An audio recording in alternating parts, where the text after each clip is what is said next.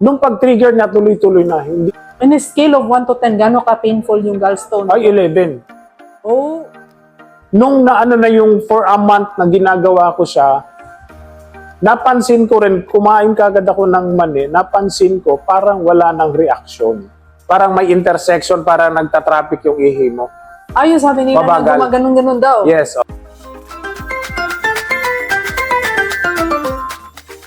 Hello everyone and welcome back to Itera Care Wellness Journey. I am Tess, your host.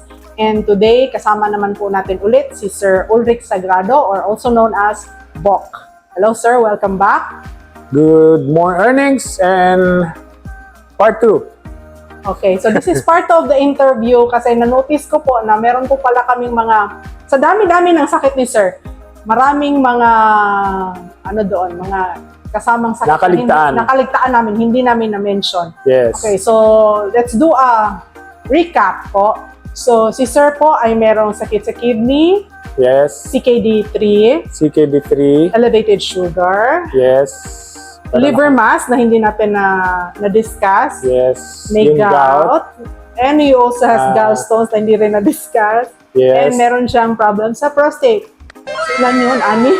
Anim. Okay. So, Not to mention the high blood. ay, oo nga pala, hypertension. Hypertension. Okay. Okay, so unang-una, balikan natin about the liver mass kasi hindi po natin na-discuss yun the previous episode. So ano po ba ang nakita sa liver Ang niyo, liver sir? mass is parang meron lang siyang konting tumubo sa May part ng aking liver. Pero So, hindi kayo fatty liver, sir. Hindi naman daw. Hindi. Okay, so may nakita So, lang ang naman. advice ng doktor is for monitoring lang. So, I have a schedule of another CT scan this coming November. Kailan nakita yung mass? That was, lang yun, last year. Last year. Last year siya. Na-trace, nakita nila, meron doon.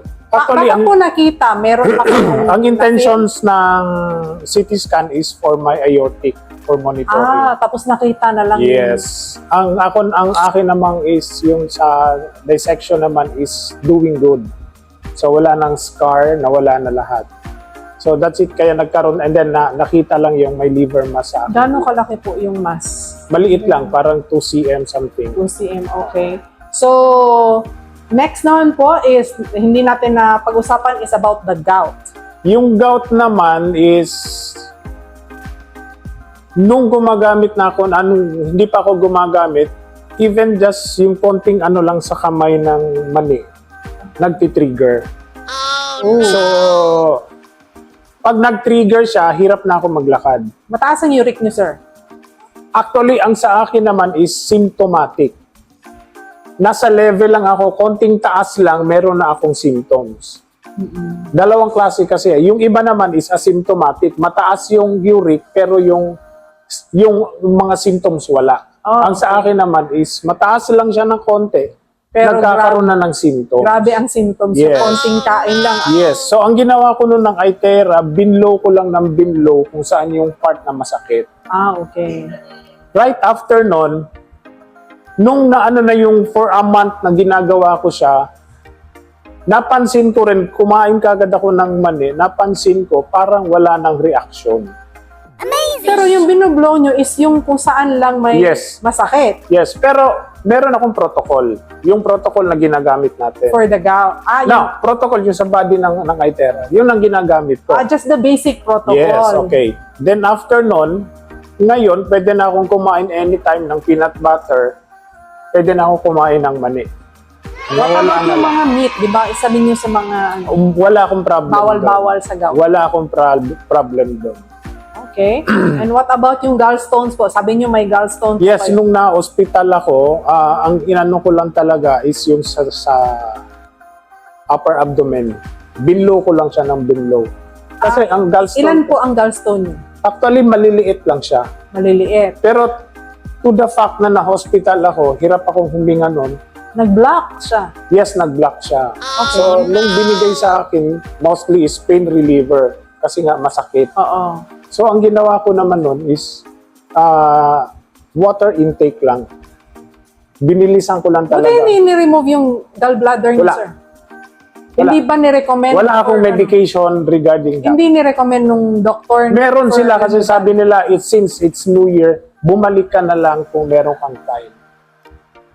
Okay. Hindi ako bumalik. Hindi kayo nag-jaundice? Nag-yellow? Hindi, wala. Pero masakit lang. Yes, after nun, kasi that's the time na yung meron yung Itera. On a scale of 1 to 10, gano'n ka-painful yung gallstone? Ay, 11. Oh, Kasi during nung New Year's Eve, nagluluto ako.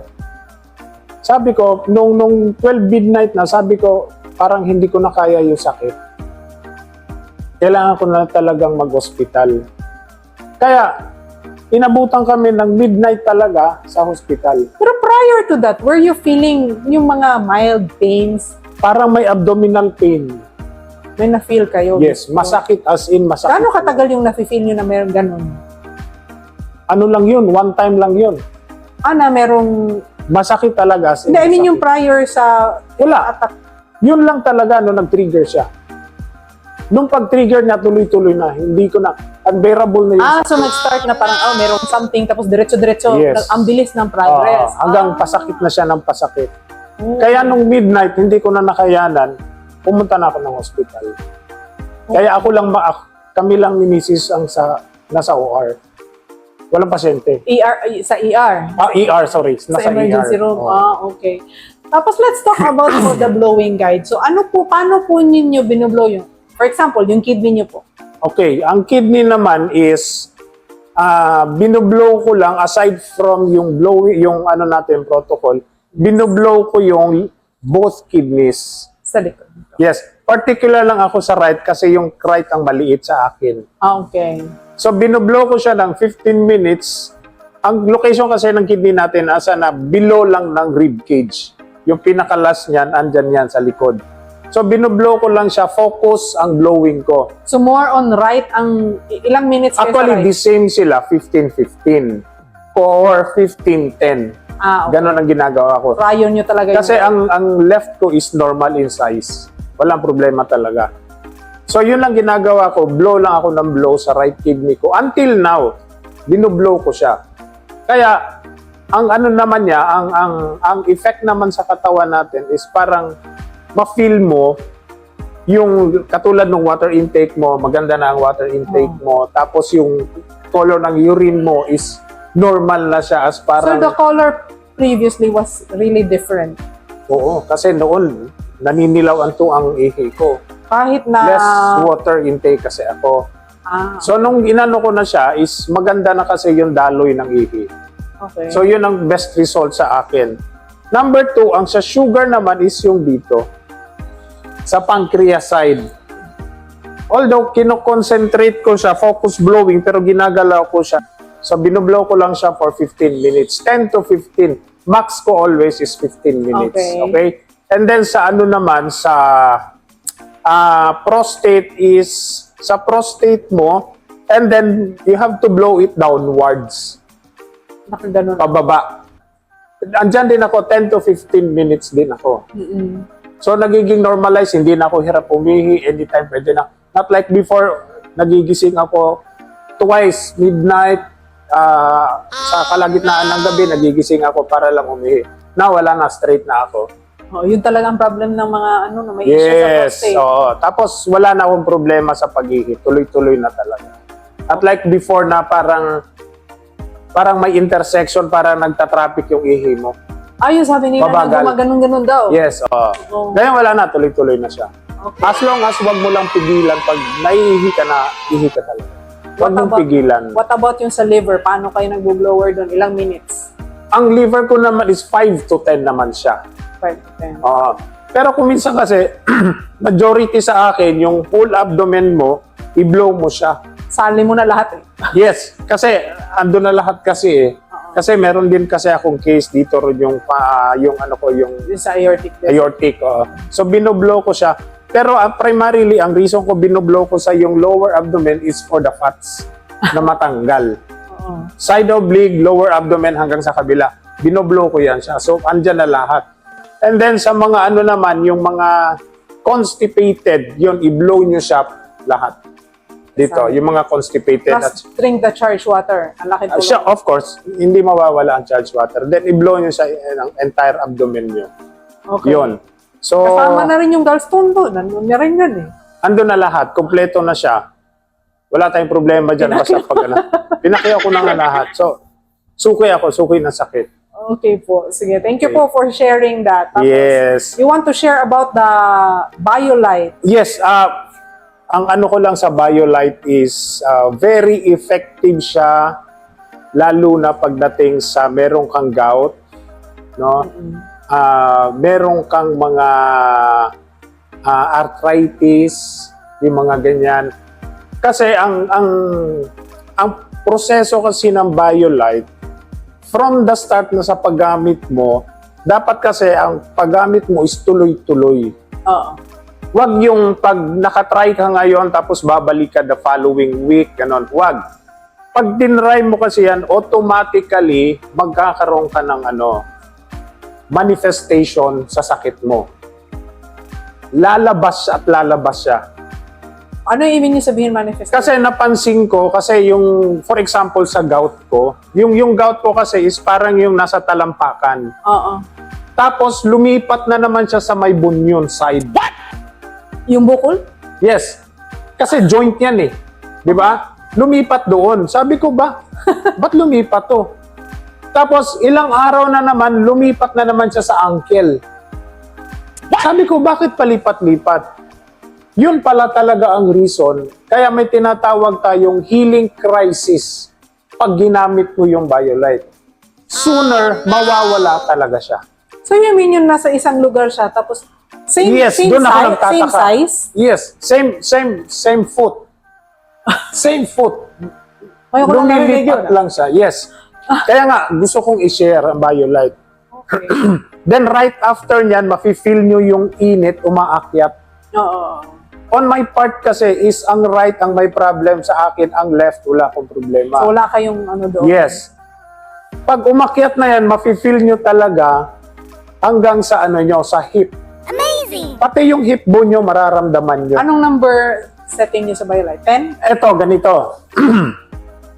Huwag kayong magmadali na gumaling kayo. Kaya nga meron tayong levels.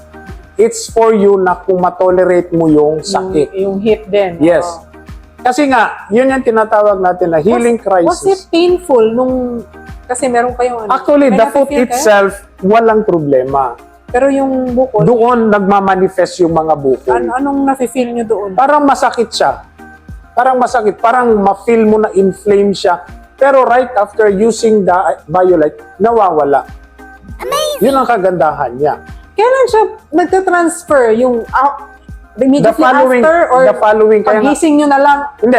Wala na siya. Hindi, kasi kunwari ngayong gabi, nag-BioLite ka. Napi-feel mo siya, nasa talampakan mo yung sakit. Then the following day, nag-BioLite ka ulit. Doon na yan, maramdaman mo na, nandun na siya sa may bunyon side na naman. Tapos, next day, wala kang ma-feel. Sa next day na naman, nandun na naman siya sa ankle. Oh. Same pain, kung yung category ng pain niya, the same silang lahat. Gano'ng katagal ka na gumagamit ng BioLite? Medyo na rin. Medyo sa 1 month pa lang, naramdaman ko na yung ng... Were you using it daily?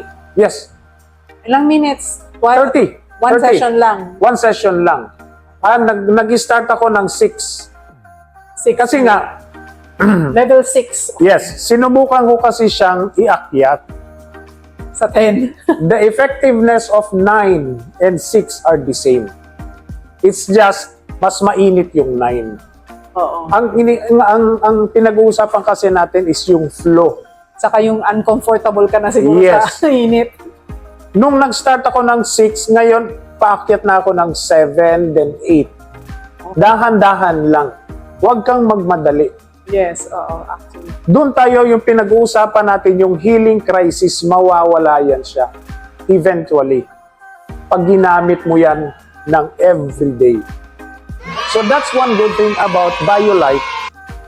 Umaakyat then the rest of your body pagpapawisan ka talaga. That's why talaga grabe ang Yes. laging out of stock. Kaya nga eh. Kasi it's super hot selling po. One talaga time yung nga product. na-feel ko, yung ano ko, yung parang hip bone ko, parang may nagtitrigger. Ako, I'll be While doing the expecting... BioLife? Yes. Ako, I'll be expecting ang lower back ko magkakaroon ng manifestation. Pain manifestation. Kasi may problem ka ako sa lower back. What's the problem sa lower back mo? Parang siya eh, hindi naman sa sciatica. Ang sciatica naman sa akin is manageable. Parang yung sciatic. lumbar side ko, parang may something pain. There was a time noon parang ma-feel ko parang nagnanam yung buong paa ko. Parang ang hirap tumayo. Oh, yes. Eventually, mararamdaman ko talaga to. Magkakaroon ng manifestation ng lower back ko. Kaya iniintay ko na lang, although packet na pa lang siya. Pero while using the BioLife, nagbo-blower pa rin kayo. Yes, after BioLite, blower ako for an hour. Hindi to two. sabay Hindi sabay. Hindi Okay. sabay. Pag BioLite ka lang, sorry. Ang ginagawa ko sa BioLite kasi, di ba yung sinasabi nila, never touch both of your knees. Oo. Ang ginagawa ko, naglalagay ako ng sinturon in between. Kasi nga, pag ganyan lang kasi, parang nag-open yung paa mo. Di ba? So, kailangan meron kang belt or something na it's not made of walang metal. Oo. Kaya yun ang ginagawa ko. Naka-clip lang yan siya. Then, ang pawis, ayan. Kaya nga, you have to be ready with your towel talaga. oo. Talagang basang-basa talaga yung Even paa. after, Yes, grabe even ang pawis after. mo yan. Right after ng BioLite ko, diretso na kagad ako sa blower. Pero I would suggest talaga, you should have a BioLite. Yes, Mas super, maganda grabe, talaga. ang ganda Super. talaga. Tsaka effective siya for those who want to lose their weight. Yes. Very, very effective. I tried it myself in less than a month. Lumuwang ang pantalon ko. Yes. Kahit Totoo wala yan. akong balak mag-lose weight. Yes. Very, very effective in losing weight. Opo. Maganda talaga siya. Ayun. So, thank you very much for sharing po, Sir Bok. And hope you have a wonderful week Yes. ahead. So, thank you po for watching us. See you Thank again you. sa next episode. Thank you. Bye!